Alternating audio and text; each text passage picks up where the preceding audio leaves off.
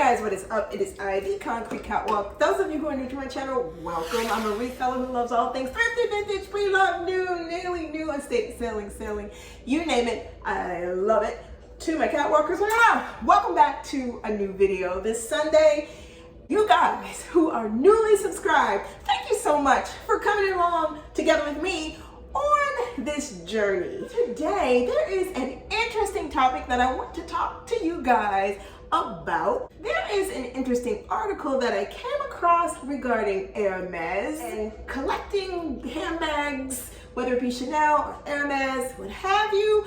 I am also a big fan of the history of those major design houses. And I'm beginning to understand the type of institute powerhouse that they are when it comes down to their designs. This is surrounding the Birkin. In the realm of online, there is a metaverse, a universe of things that are created virtually that people are able to purchase. It is not a tangible thing, it is an intangible. I'm going to give you what it is an NFT Birkin is. I come with notes and the controversy that is surrounding it, but more so than that, outside of the scope of the controversy, it is the response that came because of it. For those of you who may not be familiar, there is an item that was created by an artist by the name of Mason Rothchild. He created the Birkin in the form of an NFT. I will post a picture here or here so that you can see indeed what it is. Keep in mind, these Birkins are virtual. They are an artistic piece designed and people are able to buy them. They do not exist.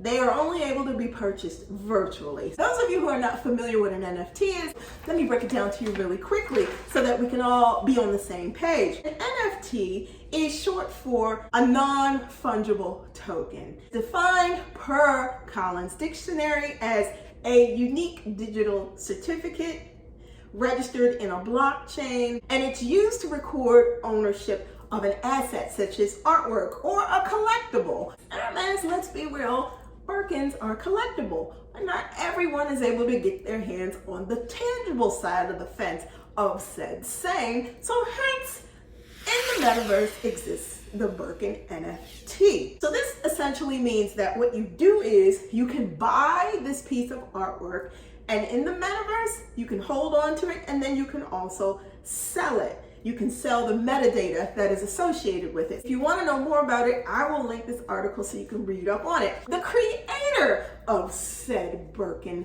NFT, Mason Rothchild. There is this saga that exists between Hermes and Mason Rothchild behind the fact that these Birkin NFTs were created, and Hermes has essentially issued a cease and desist to Mr. Rothchild saying, you are trademarking, infringing upon the design of our bags. We want you to stop doing it. Let me get down to the nit and the grit about what he responded to them regarding the issuance of the cease and desist. Mr. Rothchild posted on his Instagram account, I'm going to paraphrase, Mr. Rothchild typed back to Hermes, so I got your cease and desist letter. I'm sorry that you were insulted by my art, and as an artist, I will not apologize for creating it.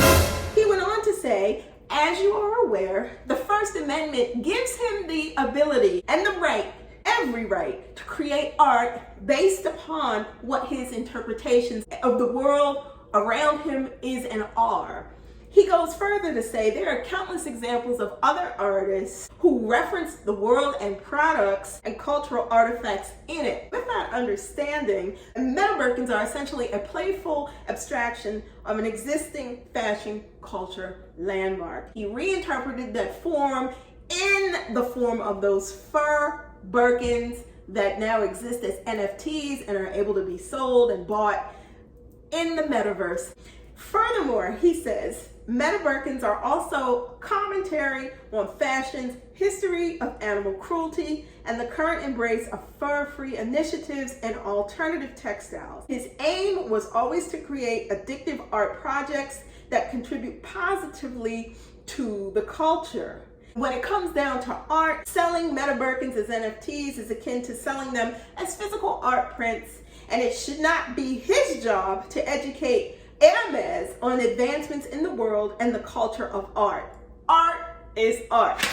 Now you guys, that clapback was real. I agree with him. It is an interpretive, artistic rendition of what he sees called a Birkin bag. Now, it's interesting because it gets into the bigger picture. We all know that people interpret Chanel, people interpret Gucci, and it is always intriguing to me how Hermes takes a perspective that someone is trying to steal their design. It is only one and only one Hermes. Hermes is real quick on the draw, filing a lawsuit against an entity who they feel is infringing upon their trademark rights. If you check out a previous video that I did concerning the Letterer Kelly bag that I unboxed for you guys, Hermes filed lawsuit against Letterer because of the fact that Letterer was making an interpretation of a bag built off the back of, and we all know, the Kelly bag. In the broad world of art, whether it be a painting, whether it be in the metaverse, whether it be a physical item, I think it's very interesting how art can't respect art. Instead of saying, oh, we understand what it is that he is trying to do, they look at it as someone coming in trying to take a piece of their pie. Art is supposed to be subjective. It's not supposed to be a real world fight over, I created this and you can't infringe upon. An interpretation is an interpretation. With regards to the cease and desist, I think it is almost as if them saying, since we didn't come up with the idea first, we don't like the fact that you're making money off of something that we built, decided that they were going to issue a cease and desist, considering this is not something anybody could physically carry. It strictly exists in the world of the metaverse and the person who created it and those interested in buying and or selling it. Interesting perspective, to say the least. Surprised that Hermes would take the route concerning a cease and desist? No, considering the history that they've gone after other creators of tangibles that look like theirs, not at all. I don't take sides either way in terms of the scope of what Hermes is trying to do in getting him to stop, or the other side of the fence with him just creating something based upon his interpretation of what he sees as an iconic piece. Based upon the article, this is still in litigation, but just ironic that in these times, an entity that is doing so well would decide that cease and desist is in order with regards to another artist who's simply giving a nod and a recognition to something that is so beautifully crafted and designed in a non-physical presence. You guys, that is it. That is what I have for you this week. Let me know in the comments below, what do you think of this Birkin NFT and the fact that these bags exist strictly in terms of an artistic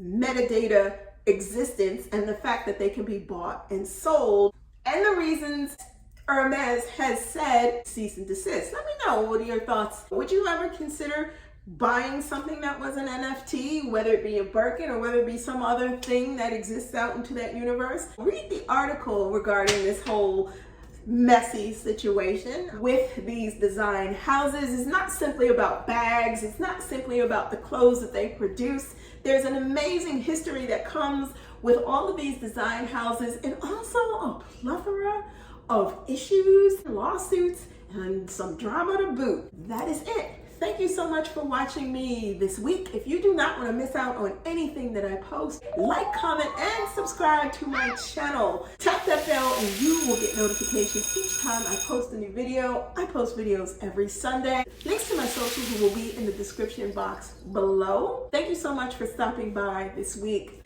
Be safe. See you all next Sunday. Bye for now.